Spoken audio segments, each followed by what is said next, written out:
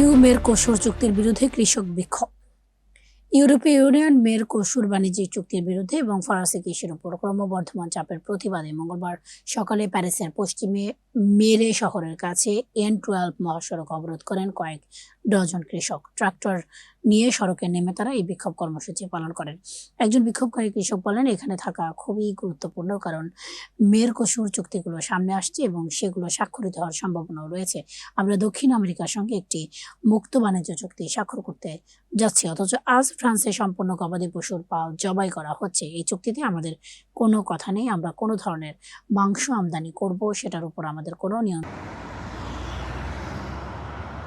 Les deux syndicats se mettent ensemble pour aller sur Bruxelles pour manifester aussi contre le Mercosur. Donc il y a d'autres syndicats européens. ফুটেজে দেখা যায় মহাসড়কের উপর tractor চলাচল করছে। কৃষকরা নিজেদের যানবাহনের পাশে জড়ো হয়েছেন এবং ট্রাক্টরের সঙ্গে প্রতিবাদী ব্যানার লাগানো হয়েছে। একটি ব্যানারে লেখা ছিল ম্যাক্রোন আনসার, অর্থাৎ ম্যাক্রো জবাব দিন। এই বিষয়টি মূলত দক্ষিণ ফ্রান্সের পশুপালনকারী কৃষকদের সমর্থনে আয়োজিত হয় এবং এটি দেশ জুড়ে চলমান কৃষি ভিত্তিক বৃহত্তর আন্দোলনের অংশ। কৃষকদের অভিযোগ, বাধ্যতামূলক পশু নিধন নির্দেশনা, পরিবেশগত বিধিনিষেধ এবং দক্ষিণ আমেরিকার দেশগুলোর সঙ্গে বাণিজ্য উদারীকরণ ছোট ও মাঝারি আকারের খামারগুলোর উপর অসম চাপ সৃষ্টি করা। আরেক কৃষক বলেন, দুটি ইউনিয়ন একত্রিত হয়ে মেরকোসুর চুক্তির বিরুদ্ধে প্রতিবাদ জানাচ্ছে। ইউরোপের অন্যান্য ইউনিয়ন এতে যুক্ত রয়েছে। আমার মনে হয় অনেক মানুষ এতে অংশ নেবে এবং অন্তত আমরা আমাদের ফরাসি ইউরোপীয় সংস্কৃতি তুলে ধরতে পারবো এবং কেন আমরা এর বিরোধিতা করছি তা দেখাতে পারবো।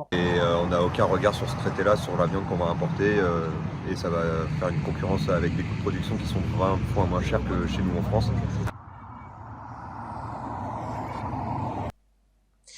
তিনি আরো বলেন, এই চুক্তি এমন প্রতিযোগিতা তৈরি করবে যেখানে উৎপাদন খরচ ফ্রান্সের তুলনায় 20 গুণ কম হবে। এই বিক্ষোভের প্রেক্ষাপট তৈরি হয়েছে ইউরোপীয় কমিশনের সিদ্ধান্তের পর, যেখানে চলতি বছরের সেপ্টেম্বরের শুরুতে ইউরোপীয় ইউনিয়নের 27টি সদস্য রাষ্ট্র এবং ইউরোপীয় পার্লামেন্টের কাছে মেরকোসুর বাণিজ্য চুক্তির খসড়া অনুমোদনের জন্য উপস্থাপন করা হয়েছে।